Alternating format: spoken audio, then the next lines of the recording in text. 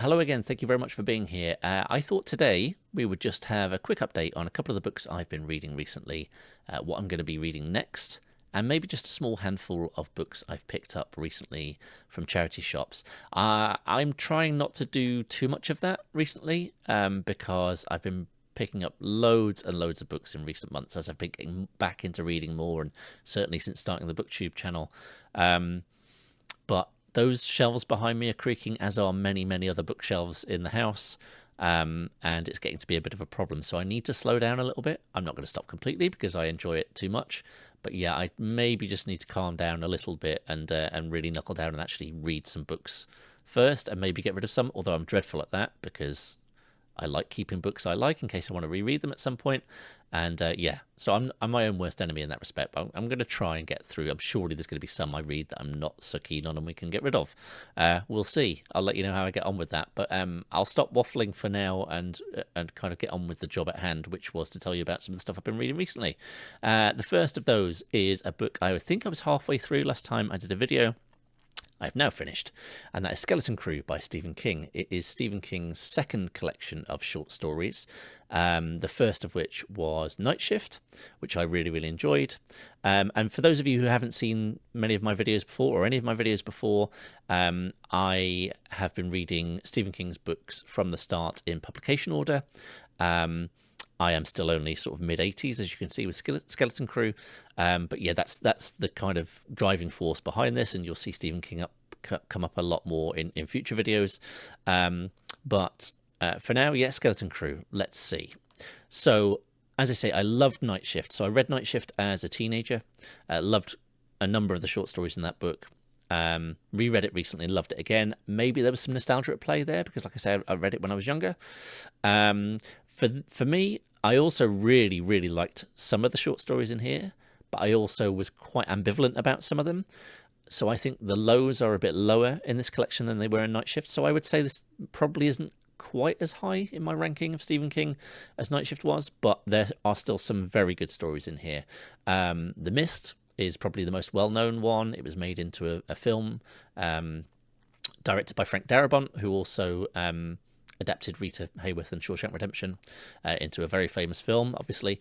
And yes, the story is very, very good. It is about the inhabitants of a small town who are trapped in a supermarket as this kind of weird, creepy mist or fog kind of comes in around the town, and they all get kind of trapped in there because they don't know what's going on outside. They see some nasty stuff happening and they don't want to go out and venture out, and it's about how they're going to deal with that or really understand what's happening and kind of club together or otherwise as might happen, because you've got a different clash of personalities in there. That's a very good story. There are some other stories in here, Survivor Type, which is particularly gruesome, about a guy stranded on a desert island and how he comes to deal with a lack of food. There's another one called Nona, I think it's called, about a guy who meets a girl in a diner and is kind of inspired by her, kind of unspoken at times, to commit like worse and worse kind of horrific kind of violent crimes, which I can't say is pleasant to read, but it was compelling. So yeah, there were some really good stories in here, but there were some that just made me kind of shrug my shoulders a little bit. And as a big fan of his, they weren't quite up to my expectation. But yeah, overall, still a very, very good book, and one I would absolutely recommend if you are into King and haven't read it. There's definitely some good stuff in here. For me, that's quite a big book. So I thought I would follow that up with something that would be a little bit quicker to read, and that is Foster by Claire Keegan. Now, this is the second Claire Keegan book I've read. Small Things Like These, you won't be surprised to hear, is the first one I've read because it's obviously very, very well thought of.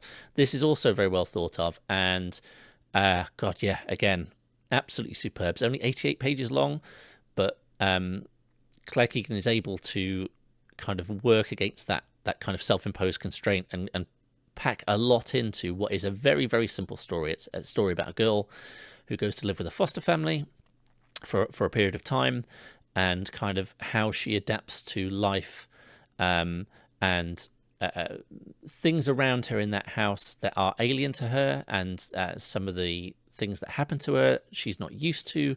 I don't want to spoil anything, but it is at both an incredibly uplifting story and also delivers a huge gut punch at the same time. It's very, very, very good indeed, and really, really got to me. And I would recommend it very, very highly indeed, especially if you're looking for something quick to read, because, yeah, as I say, 88 pages. Even I was able to read that in a day. So, yes, I'm a notoriously slow reader, but, yes, I was compelled to get through all of this in a day. I know it's not a huge feat to read 88 pages in a day. I do realise that. So, yeah, I'm not patting myself on the back too much, but, yeah. Claire Keegan, Foster, very, very good indeed. Let's talk about some of the other books I picked up. So I said I've been picking stuff up from charity shops, but however, I was also gifted from a friend who saw me on a different platform where I stream video games mostly. Was talking about some of the books I've been enjoying and some of the books I'm always looking out for in charity shops but haven't come across yet. And I've spoken on YouTube recently about how much I enjoy Clara and the Sun by Kazuo Ishiguro. And I've also spoken previously about Never Let Me Go and The Remains of the Day. All three of those books are well up there for me. Absolutely adore all three of them. And I said his first two books I never see in charity shops. And so I was gifted them, and I'm very, very grateful. So A Pale View of Hills, which I believe was Ishiguro's first, and also An Artist of the Floating World, which I believe was his second.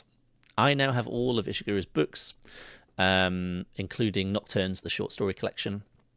So I need to read the two I've just mentioned, and I think there's also The Buried Giant. Oh, goodness me. What am I forgetting? When We Were Orphans. Is that everything? I think that's everything. There might be another one. But yes, very, very happy to receive those. So thank you again. You know who you are. Thank you very much indeed. Charity shop-wise, I've picked up a couple more Terry Pratchett Discworld novels, which I didn't have yet. Unseen Academicals and The Last Continent. So yeah, I should probably make a start on Discworld at some point, right? I should probably read a fantasy book full stop at some point, including the first book of this series by Patrick Rothfuss. This is the second book I picked up in the charity shop recently, The Wise Man's Fear. That is the second book in a series, the first of which was The Name of the Wind. Now, my understanding is this series hasn't stopped at 2 books. It's supposed to go further than that, but no more than 2 books have come out, and I think the second book came out probably getting on for 10 to 15 years ago now, this one. So I've read quite a lot of people sort of saying don't bother because it's never going to get finished, but I've also read lots of other people really, really loving this series, so I think I will probably read it eventually. But yes, too many fantasy books, and I've hardly read any fantasy books. I've spoken about it before. It's a genre that intimidates me, but I think I need to dig into that at some point. So yeah, we'll see. Let's talk about what I'm going to read next. I said we'd talk about Stephen King. The next book in publication order after Skeleton Crew, unless I've messed up, it's entirely possible, is It. I'm going to read this tattered old copy of It. It's over 1,000 pages long. I've spoken about how long it takes me to read books at the best of times. Yes, this might take me a long time. So in terms of future videos, I think I might start to do a couple of different things maybe for the next couple.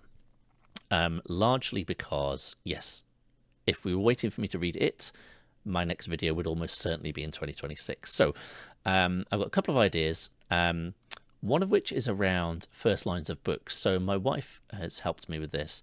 She's collected some books, unbeknownst to me, and she's written down in a document what the first lines of those books are, and I thought it might be a fun thing to do for me to read those lines, not knowing where they're from, see which ones grab me, and maybe pick a book from that list just based on the first line of something I should read soon, and see if it lives up to that first line. It's probably a ludicrous idea, but let's try it anyway. The other thing I would really like to do is heavily inspired, shall we say, outright stolen from The Book Thing YouTube channel, who also says his video was heavily inspired by a similar one previously. So he put a video out recently, 50 books he'd like to read before he's 50.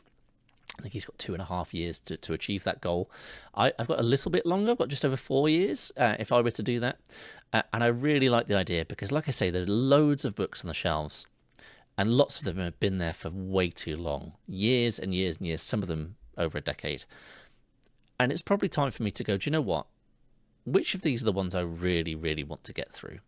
And reading 50 books in 4 years should be absolutely doable now that I'm reading more. And it shouldn't, it shouldn't be the only stuff I read in the next 4 years, so I can mix things up. So I thought I might try and restrict myself. I'll talk more about it when I do the actual video, if I follow through with it. But what I thought I might do is try and do it with authors I've never read before, because there's going to be a lot on the shelves where I really, really want to. And I thought it might be good to restrict, so I can't just put like another 10 Stephen King books on the list, for instance. So one per author, and all of them authors I've never read before. That's what I'm going to try and do. If the rules have changed by the time I've done the video, that's because it was too hard. But let's see. But yeah, that's the plan. Let me know. Let me know if that's a good idea. If you've got any thoughts on any of the books I've talked about today, please also let me know in the comments. But until next time, thank you so much for watching. I really do appreciate it, and I will catch you next time. Thanks. Bye-bye.